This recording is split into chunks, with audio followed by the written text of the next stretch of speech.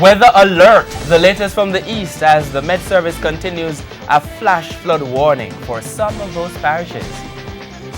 Good evening and thanks for joining us for Primetime News. A special welcome to viewers on onespotmedia.com. I'm Archibald Gordon. And I'm Doreen Samuels. Also this evening, reunited, a Clarendon mom meets the baby she had on a sidewalk. At odds, are the IMF and the government on the same page about the value of the Jamaican dollar?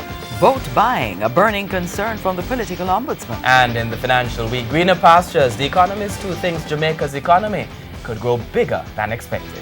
There's also international stories, bite of the week, sports commentary and weather in this newscast. But the feedback question first. Do you think a political code of conduct is effective? You can also share comments online, facebook.com/televisionjamaica and tweet @televisionjam. Stay with us, Primetime News returns right after this break.